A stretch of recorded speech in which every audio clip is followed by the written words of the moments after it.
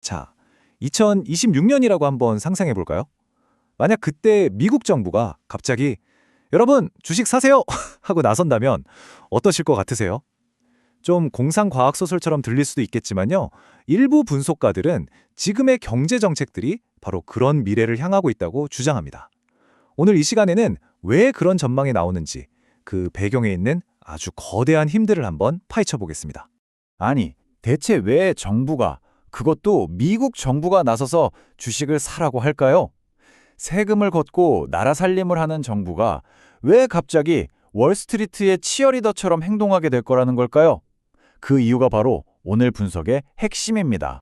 분석가들이 꼽는 이유는 크게 세 가지입니다. 첫째, 아주 급격한 금리 인하. 둘째, 정부가 직접 특정 산업에 돈을 쏟아붓는 것. 그리고 마지막으로 어마어마한 규모의 화폐 발행, 즉 돈 찍어내기입니다.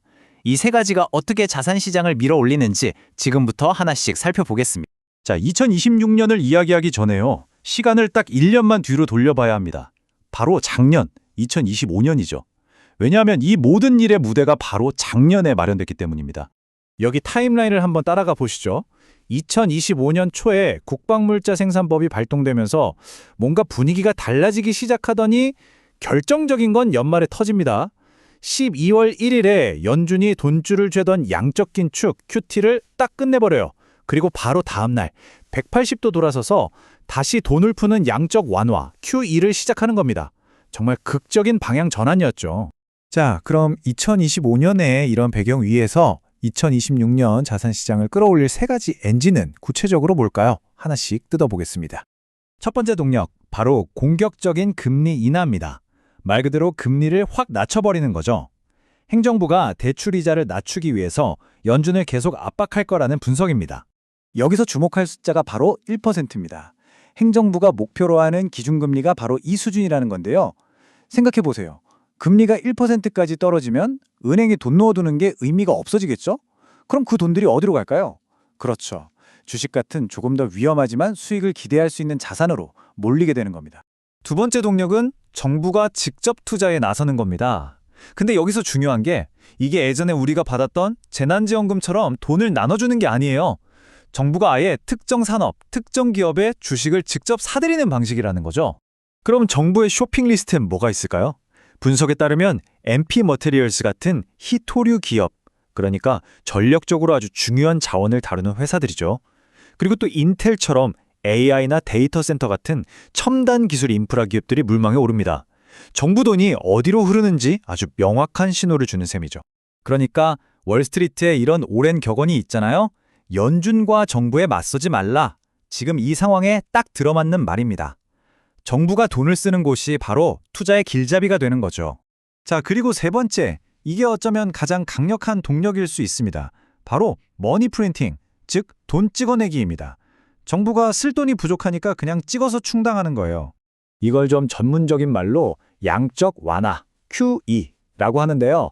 아주 간단해요. 중앙은행, 그러니까 연준이 컴퓨터 자판 몇 번 두들겨서 새로운 돈을 만들어요. 그리고 그 돈으로 정부가 발행한 국채를 사주는 겁니다. 그럼 그 돈이 시중에 쫙 풀리면서 유동성이 폭발하게 되는 거죠. 아니 근데 연준은 왜 이렇게까지 돈을 찍어내야 할까요? 바로 이 숫자 때문입니다. 2026년에 예상되는 미국의 재정 적자가 무려 2조 달러, 우리 돈으로 정말 어마어마하죠. 이 부족한 돈을 메우려면 돈을 찍어내는 수밖에 없고 그렇게 풀린 돈은 결국 어딘가로 흘러들어가게 되는데 그 종착지 중 하나가 바로 자산시장이라는 분석입니다. 자, 그럼 이제 좀 더 큰 그림을 한번 보겠습니다. 도대체 왜 이런 극단적인 정책까지 써야만 하는 걸까요? 분석가들은 한마디로 이렇게 말합니다. 시스템 붕괴를 막기 위해서라고요. 이 숫자를 한번 보세요. 38조 달러. 이게 지금 미국의 나랏빚입니다. 정말 상상하기 힘든 규모죠.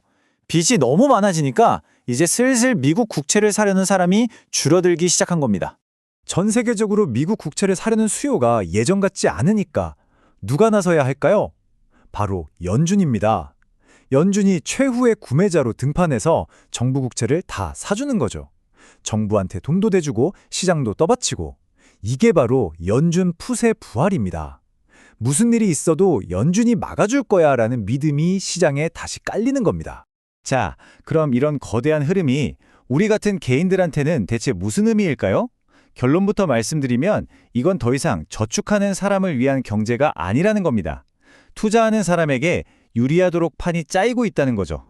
이 표가 그걸 아주 잘 보여주는데요. 왼쪽을 보세요. 그냥 현금을 들고 있거나 저축만 하는 사람은요. 인플레이션 때문에 내 돈의 가치가 계속 떨어져요. 구매력이 줄어드는 거죠. 하지만 오른쪽, 주식이나 부동산 같은 자산을 가진 투자자는 어떨까요? 자산 가격이 오르면서 오히려 부가 늘어나는 완전히 다른 현실을 마주하게 된다는 겁니다. 그래서 핵심은 바로 이겁니다. 지금 경제 시스템 자체가 자산을 가진 사람에게 보상을 주도록 그렇게 설계되고 있다는 거예요.